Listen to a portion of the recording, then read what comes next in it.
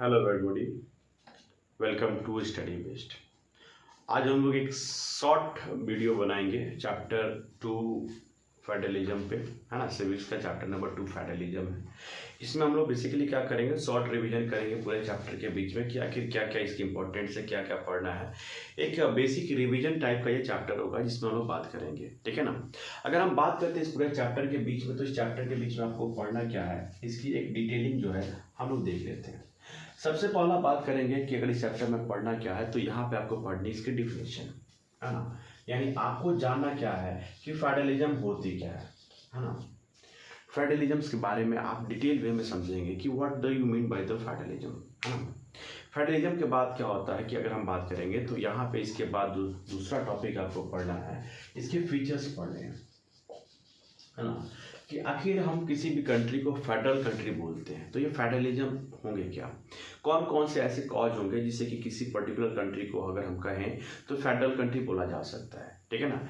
इसके बाद हमें क्या पढ़ना है, टाइप्स ऑफ फेडरलिज्म, है ना। इसके बाद हमें पढ़ने हैं टाइप्स ऑफ फेडरलिज्म, है ना। इंडिया की बात करेंगे कि किस टाइप का फेडरलिज्म है, वर्ल्ड की बात करेंगे कि जितने कंट्रीज हैं किस टाइप के फेडरलिज्म में ये बिलोंग करते हैं। तो यहाँ पे सेकंड नेक्स्ट टॉपिक यही होगा कि टाइप्स ऑफ फेडरलिज्म, ठीक है ना। दो टाइप्स को होंगे, कमिंग टुगेदर की बात करेंगे, फिर होल्डिंग टुगेदर की बात करेंगे, ठीक है ना। जब हम डिटेल की बात करेंगे तो फिर आगे देखते हैं। इसके बाद ये पूरा का पूरा टॉपिक होता है अब इंडिया के ऊपर आ जाएगा कि आखिर इंडिया के मामले में कहा जाएगा कि इंडिया जो है ये फेडरल कंट्री है तो क्यों है ना, किस कॉज की है, किस टाइप की फेडरल कंट्री है, और इसके बाद में जो टॉपिक होगा क्या बात करेंगे, ठीक है ना। तो फेडरल कंट्री की बात करेंगे तो सबसे पहला कॉज ये होता है कि how we can say that India is a federal country. अगला टॉपिक जो है यही रहेगा कि how you can say that India is a federal country और नॉट, है ना। तो सीधी बात है कि अगर हम हाउ की बात करते हैं तो वो कहाँ से बिलोंग करता है, तो फीचर्स में। अगर कोई भी कंट्री फेडरल कंट्री है तो हम इस बात पर ध्यान देंगे कि वो कहीं ना कहीं फेडरल फॉर्म ऑफ गवर्नमेंट के सारे फीचर्स को कहीं ना कहीं वो मानती है। तो इस मामले में कहा जा सकता है कि वो फेडरल कंट्री है। यहाँ पे बात आके खत्म होती है। फिर हम बात करेंगे, जैसे हमने फेडरलिज्म की बात कर ली तो अब इसके आगे पढ़ना है how the federalism is practice in India, है ना। इंडिया में अगर कहा जाएगा तो फेडरलिज्म जो है प्रैक्टिस कैसे कर सकता है, ठीक है ना। कैसे कहेंगे कि फेडरलिज्म इंडिया में है या नहीं है, ठीक है ना। ये प्रैक्टिस कैसे किया जाता है, तो यहाँ पे अगर बात करेंगे हाउ की बात करेंगे, प्रैक्टिस की बात करते हैं, ठीक है। तो अगर प्रैक्टिस की बात किया जाए तो इंडिया के केस में कहा जाएगा तो तीन तरह के इसके लॉजिकल्स हैं। पहला अगर हम बात करेंगे तो लैंग्विस्टिक स्टेट्स की बात करेंगे, यानी कि लैंग्वेज के बेसिस पे स्टेट को बांटा गया, है ना। तो ये इंपॉर्टेंट है। फिर हम बात करेंगे कि लैंग्वेज के स्टेट में बांटा जाता है तो यहाँ पे लैंग्वेज पॉलिसी भी आ जाती है कि आखिर लैंग्वेज पॉलिसी क्या होती है।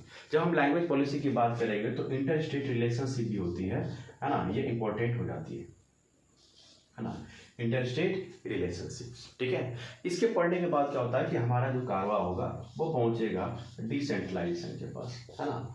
यानी इंडिया में जो डिसेंट्रलाइजेशन हुए थे तो उसके क्या इम्पैक्ट पड़े थे, क्योंकि आप बात करेंगे डिसेंट्रलाइजेशन से तो इंडिया में डिसेंट्रलाइजेशन से दो चीज़ें बनाई गई थी। एक तो पंचायत बनाया गया, दूसरा जो म्यूनसिपालिटी बनाया गया जो अर्बन इलाकों में हमें देखने को मिलेगा, ठीक है। तो ये पूरा होल समरी है चैप्टर्स के बीच में कि हमें क्या पढ़ना है, डिफिनेशंस, है ना, फीचर्स, फिर टाइप्स ऑफ फेडरलिज्म। इंडिया के मामले में फेडरल फॉर्म की बात करेंगे तो इंडिया जो फेडरल कंट्री क्यों है, तो how you can say that India is a federal country. फिर उसके बाद हम पढ़ेंगे कि फेडरलिज्म इंडिया में प्रैक्टिस कैसे किया जाता है। फिर जब हम फेडरल की बात करते हैं, संघ की बात करते हैं, तो एक ग्रुप बनाया जाता है और ग्रुप बनाने के क्या रीजन होते हैं या क्या कॉज होगा या किस बेसिस पे हम लोग ग्रुप बना रहे हैं, यहाँ पढ़ेंगे। यहाँ पे हम बात करेंगे लैंग्विस्टिक स्टेट्स की कि लैंग्विस्टिक स्टेट जो होगा वो कैसे बांटा गया, क्यों आखिर ऐसा कॉज था कि लैंग्वेज को हम लोग इंपॉर्टेंस दिए।